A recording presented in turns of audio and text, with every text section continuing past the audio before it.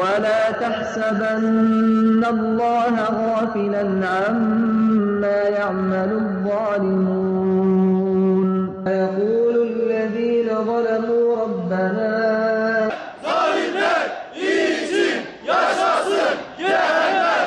Zulme karşı omuz omuza, zulme karşı omuz omuza. Müslüman uyuma, kardeşine sahip çık. Müslüman uyuma, kardeşine sahip çık. Rahman ve Rahim olan Allah'ın adıyla. Sen o zalimlerin işlediklerinden sakın Rabbinin habersiz olduğunu zannetme. Biz inanıyoruz ki İslam davası, İslam dini her türlü bedelin üstündedir. İdamlardan Müslümanlar korkmuyorlar.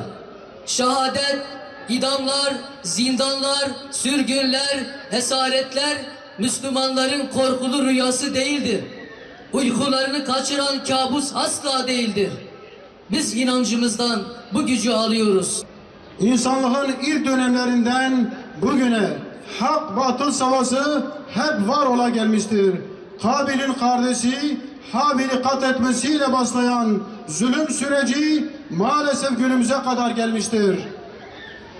Sapmış, azgınlaşmış, nefsinin kölesi, şeytanın avanesi olmuş insanlar Allah'a isyanda sınır tanımamıştır. Zulmederek afet olacağını zannedenler insanlığı felakete sürüklemiş, dünyayı karanlığa mahkum etmiştir.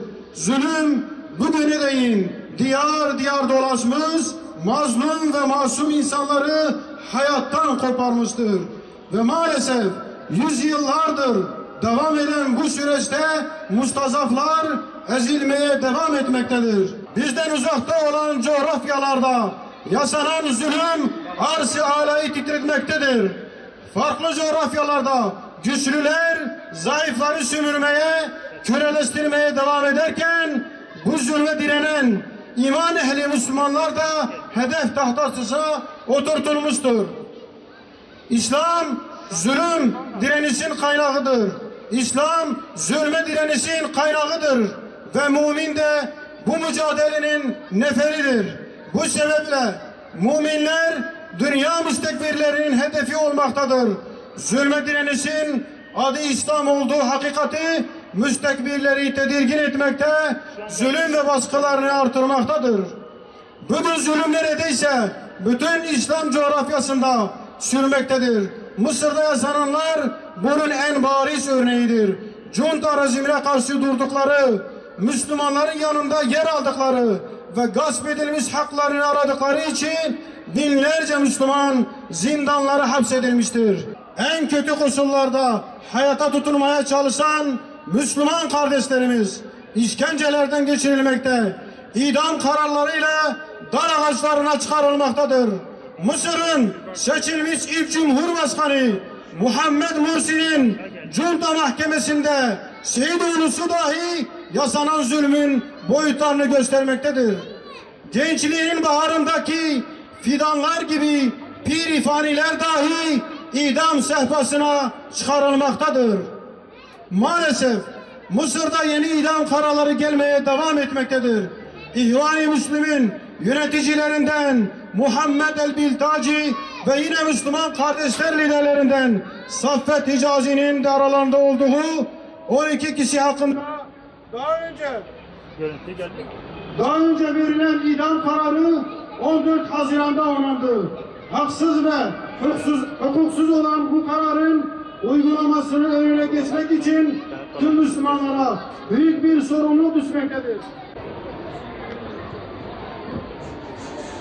Hucurat süresinde vurgulandığı gibi müminler ancak kardeştir düsturunca Mısırlı kardeşlerimize sahiplenmek, karşı oldukları zulmü sonlandırmak için bugün bizler de meydanlardayız.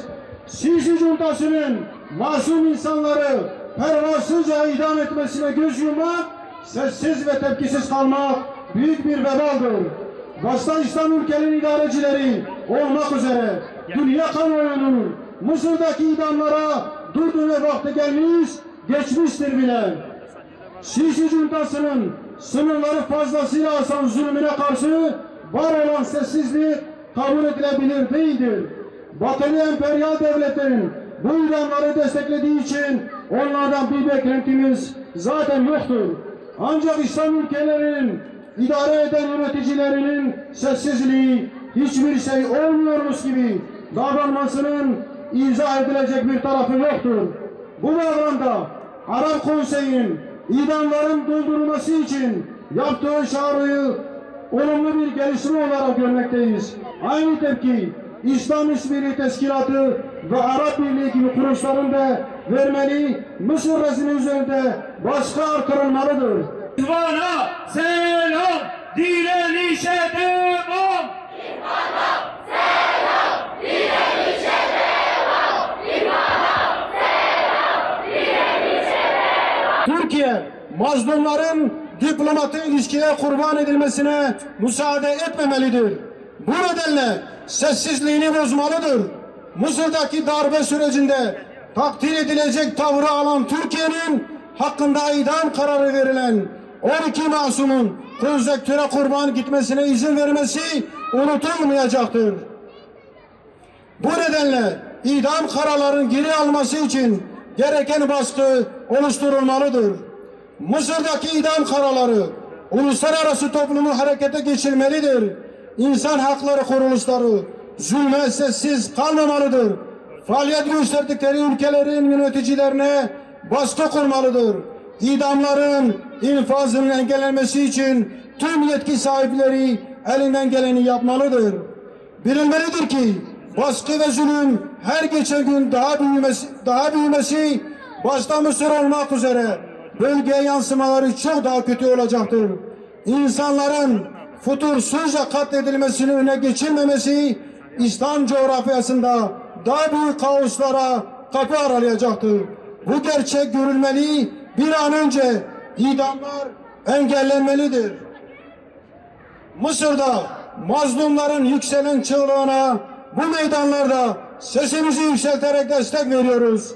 Mısırlı Müslüman kardeşlerimiz yalnız ve sahipsiz değildir. Mısırlı mazlumlar şunu bilmeli ki Cemal Abdülnasır, Enver Sedat ve Hüsnü Mübarek'in akıbeti bir gün Sisi'nin de yakasından tutacaktır. Bu kadim topraklar tarih boyu ne zulümler ne zalimler gördü. Fakat hiçbiri ilelebet payidar olmadı. Mısır yönetimi işgal eden junta rejimi de payidar olmayacaktır. Rabbimizden niyazımız İslam ülkesi Mısır'da var olan zulmün sonlanması için sebepler yaratmasıdır. Mazlum ve mustazafların kurtuluşu için güç ve kuvvet vermesidir. Duamızın sonu Allah'a hamd etmektir.